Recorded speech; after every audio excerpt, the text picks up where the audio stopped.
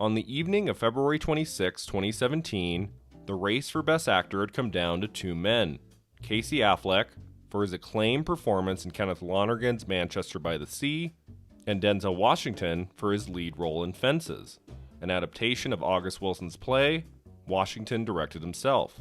Affleck had won the Golden Globe Award for Best Actor in a Motion Picture Drama, but then Washington stunned the crowd at the Screen Actors Guild Awards when his name was announced as the winner of Male Actor in a Leading Role. On Oscar night, many were predicting Affleck and many were predicting Washington. It seemed like such a toss-up, an extremely close race if there ever was one, especially in the Best Actor category, but then Brie Larson, the previous year's winner for Best Actress, took to the stage, opened the envelope, and said this. Casey Affleck, Manchester by the Sea. In the end, Casey Affleck was the victor, and Denzel Washington, who looked particularly disappointed in that moment, had to stay in his seat. It makes sense that Washington wanted that trophy, having been nominated 4 years earlier for his performance in Flight, and since it had been a long 15 years since the landmark night he won the Academy Award for Best Actor for his performance in Training Day, the same night Halle Berry became the first black woman to win the Academy Award for Best Actress for her performance in Monsters Ball, the same night Sidney Poitier received an honorary award, which made for this incredible moment, one of my all-time favorites in Oscar history. 40 years I've been chasing Sidney. They finally give it to me. What they do? They give it to him the same night. I'll always be chasing you, Sidney. I'll always be following in your footsteps. There's nothing I would rather do, sir. Nothing I would rather do. God bless you. God bless you. Denzel Washington's first Academy Award for Best Actor, his second of 2 Oscars overall, was overdue and well-deserved, but what some people might forget is that he was never the frontrunner that season to win Best Actor. Russell Crowe was, the man who had taken the Best Actor trophy the year prior for his performance in Gladiator, and who had won most of the precursor prizes leading up to the 2002 Oscar ceremony for his acclaimed performance in A Beautiful Mind, directed by Ron Howard. So how did Washington win? Why did Crowe fumble near the finish line? In this video, I'm going to discuss the Best Actor race at the 74th Academy Awards, and the many reasons why Washington ultimately defeated Crowe. Before we get to the Best Actor race, let's talk about some of the other top races of the night. The Best Supporting Actor and Supporting Actress competitions didn't have a lot of suspense.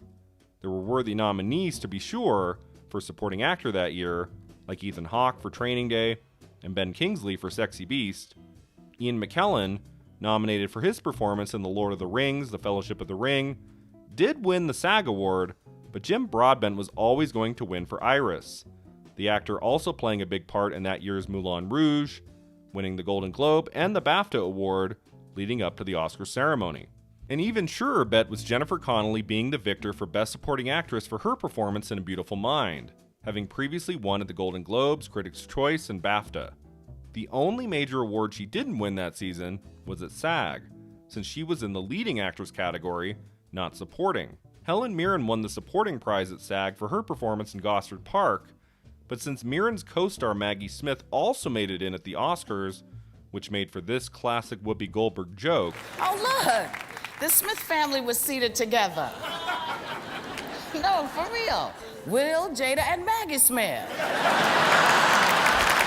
that cute? Connelly had no trouble collecting her gold prize, a much easier win than Marcia Gay Harden's victory the year before in one of the most memorably wild races in Oscar history. One of my favorite categories that year was Best Director, in which one of my favorite films of all time, Mulholland Drive, managed a single Oscar nomination for David Lynch, who lost to Ron Howard for his work on A Beautiful Mind. Robert Altman had triumphed a few weeks before at the Golden Globes for his direction of Gosford Park, but as soon as Howard was given the DGA award, the latter figure's chances at a win became very likely. I also tend to think the Academy felt bad for his director nomination omission for Apollo 13, one of the greatest films of 1995, and thus finally Howard was able to pick up his Oscar trophy. He may not have been the most deserving winner that year, but the victory did give us this wonderful moment between Altman and Lynch, which 20 years on, I've never forgotten. Something else I haven't forgotten in the last 2 decades? That nail-biting Best Actress race that resulted in a win for Halle Berry and one of the most memorable Oscar speeches ever. This moment is so much bigger than me. Izzy at Be Kind Rewind has already covered this fascinating race in great detail, and so I'll just briefly say 2 things. Anything could have happened. Sissy Spacek winning the Golden Globe, then Berry winning the SAG Award, then Judi Dench winning a BAFTA, where Berry wasn't even nominated for Monsters Ball until the following year. The other thing that needs to be said, it's shocking and ridiculous and so totally absurd that Berry is still, to date, the only black person to win Best Actress. But in early 2002, just a few months after the events of September 11th, audiences watched both Halle Berry and Denzel Washington pick up their Oscar trophies, a hopeful moment that appeared to signal that, as Berry said in her speech, the door had been opened for performers of color. Progress has definitely been made in the past 20 years, but we still have never seen anything like what happened that night at the 74th Academy Awards. Berry's emotional, heartfelt speech practically blowing the roof off the auditorium, and Washington's beautiful words a few minutes later just as important. So, was there a way to predict Washington's win, especially with his film Training Day nowhere to be seen in the director and picture categories? First, let's look at the nominees for Best Actor. 2 years before he finally won his first Oscar for Mystic River, Sean Penn received his 3rd nomination for his performance in I Am Sam, which tells of a mentally handicapped man fighting for custody of his 7-year-old daughter. And I know Lucy because I'm her father, okay? So I think if they want to see her, then the Fosters can come over to our house to visit her. Also starring Michelle Pfeiffer, I Am Sam had a mixed reaction from critics, and with Penn being the film's sole Oscar nomination, he had little chance in winning. His best chance at a victory up to that point had been for his performance in 1995's Dead Man Walking, but after losing that award to Nicolas Cage, he became a nominee just happy to be there for both Sweet and Low Down in 2000 and I Am Sam in 2002. It would take his extraordinary performances that decade in Mystic River and in Milk to earn Sean Penn his 2 Academy Awards. But more on those Best Actor races in the months to come. The other person in this category who had little chance in winning that night was Will Smith, who had received his first Oscar nomination for his performance as Muhammad Ali in Michael Mann's Ali, which focused on the famous boxer's triumphs and controversies both in and outside the boxing ring between the years 1964 and 1974. You my enemy, not no Chinese, no Viet Cong, no Japanese. You my poser when I want freedom. You my poser when I want justice. You my poser when I want equality. Want me to go somewhere and fight for you? You won't even stand up for me right here in America. Smith had become one of the biggest box office stars of the 1990s, appearing in comedic action films like Independence Day and Men in Black. By 2001, though, his star power had dropped slightly after the disastrous Wild Wild West in 1999 and 2000's golf drama flop, The Legend of Bagger Vance. But Smith was ready to prove his worth as a dramatic actor like never before, and his turn in Ali was a great one, absolutely deserving of his nomination. Like I Am Sam, however, the film only received modest praise, and it didn't rack up many nominations, only one other for Jon Voight in the supporting actor category. Smith was going to have to wait another couple decades when, finally, his time of Oscar victory would come. If there was a potential spoiler for Best Actor in 2002, it was Tom Wilkinson, who gave an intense and haunting performance in In the Bedroom, as a town doctor father living in Midcoast, Maine, whose life is thrown into chaos when unthinkable tragedy strikes. He was with her not because of me. He went there because of you. Yes, he did, because you are so controlling, so overbearing. His chemistry throughout with on-screen wife Sissy Spacek is electric, and the disturbing twists and turns the story takes are always riveting. Wilkinson had a better shot at the top prize over Sean Penn or Will Smith because In the Bedroom made it into the Best Picture category, along with Adapted Screenplay, Best Supporting Actress for Marissa Tomei, and Best Actress for Sissy Spacek. Wilkinson didn't win at any of the major award shows that season, but he was in the running at SAG and at BAFTA. What likely hurt him most in the end was being overlooked for a nomination at the Golden Globes, which definitely hurt his early momentum. No Best Actor this time, just like in 2017 and so many other years before and since, came down to two men, Russell Crowe and Denzel Washington.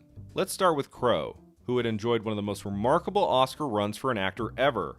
3 nominations in the Best Actor category over 3 consecutive years. You can learn more about his early days as a performer in my previous Oscar video about the Best Actor race between Crowe for Gladiator and Tom Hanks for Castaway, but in basic terms, Crowe's star was slowly rising throughout the 1990s, until he reached the height of his career at the turn of the century.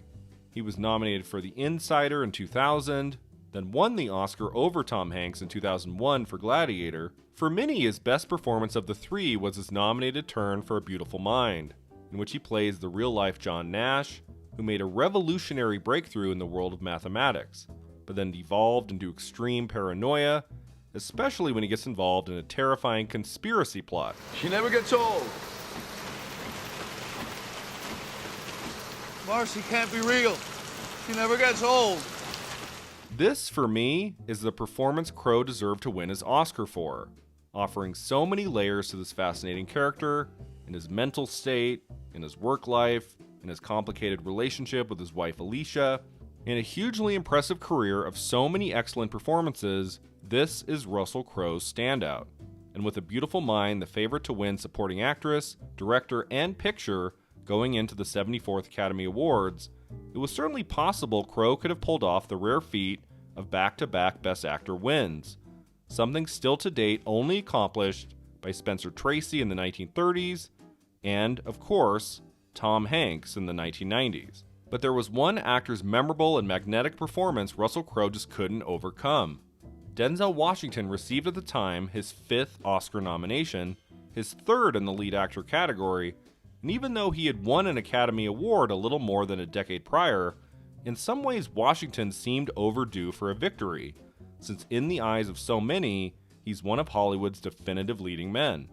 After his supporting actor nomination in 1988 for Cry Freedom, and his much-deserved Oscar win for Glory in 1990, Washington became one of the most in-demand actors in Hollywood, climbing the ranks year to year with acclaimed performances in films like Philadelphia, Crimson Tide, and Courage Under Fire.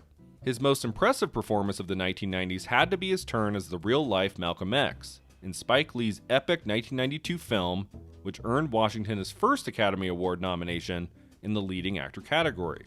If Al Pacino hadn't been so absurdly overdue for a win that year, then Washington might have had a legitimate shot at the top prize, but he had to remain in his seat the same way he did in 2000 when he lost the lead actor Oscar again for his performance in The Hurricane, Kevin Spacey taking that prize for American Beauty. Washington won the Golden Globe for Best Actor in a Motion Picture Drama for The Hurricane, and some were predicting him to take the Oscar too, which made his chances at a win 2 years later for his performance in Training Day all the greater. In the crime drama, directed by Antoine Fuqua, Washington plays Detective Alonzo Harris, a veteran narcotics officer who has questionable, borderline corrupt methods of enforcing the law.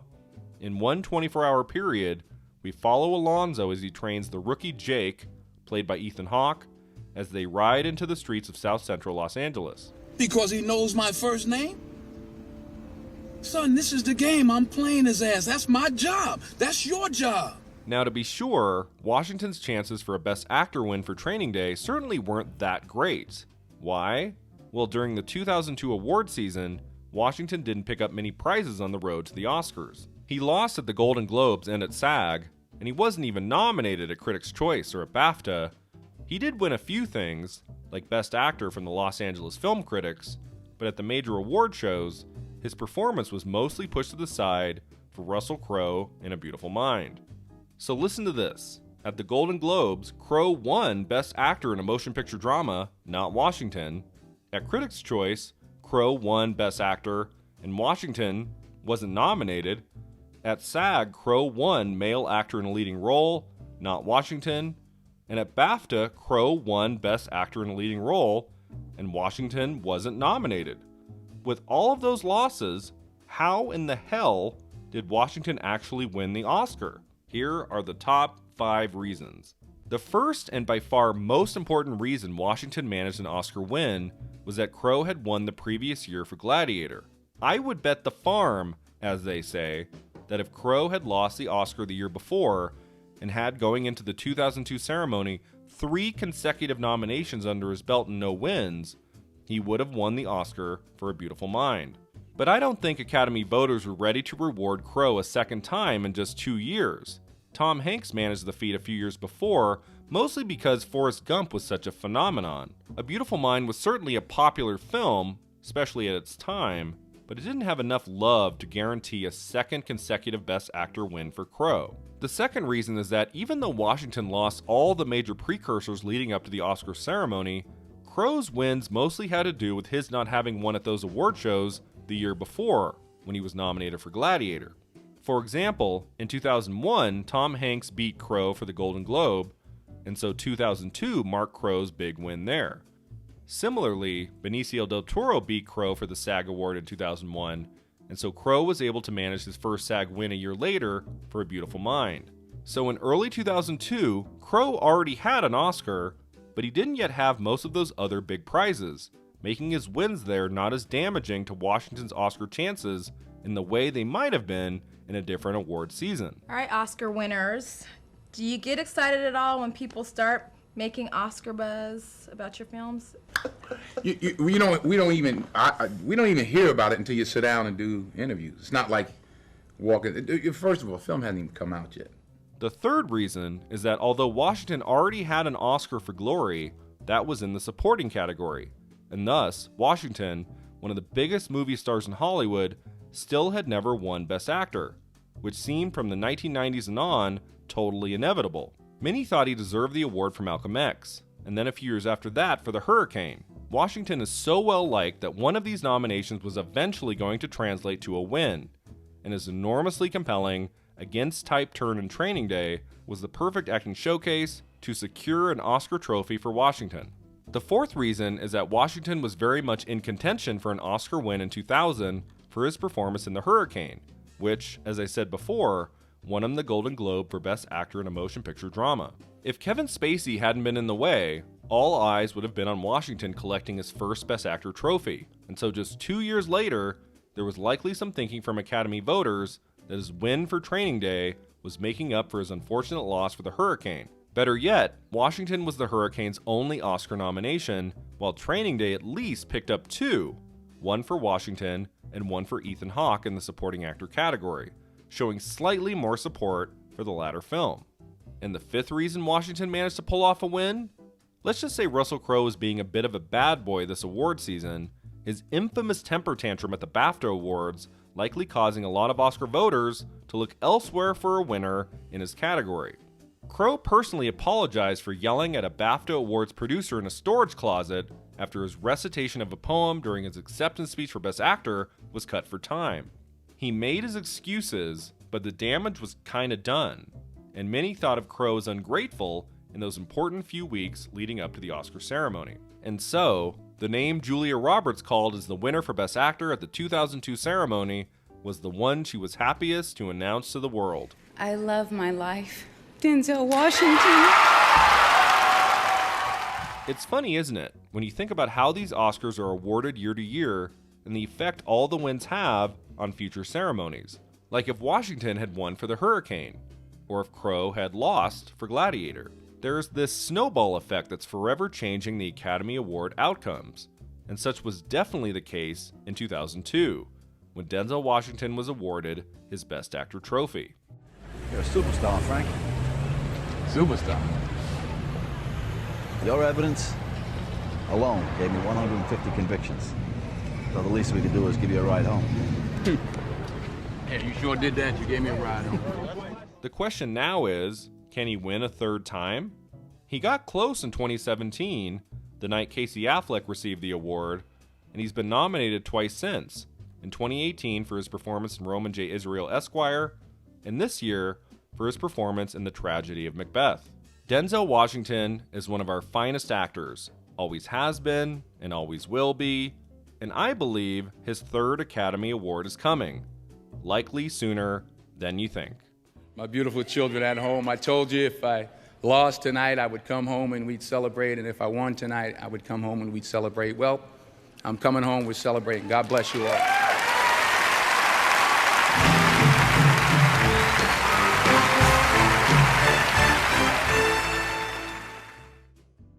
Thanks so much for watching. If you enjoyed this video, don't forget to like and subscribe. And let me know in the comments below who you think should have won Best Actor in 2002. Should Crowe have won his second consecutive Oscar? Or was Washington the right choice for Training Day? See you next time.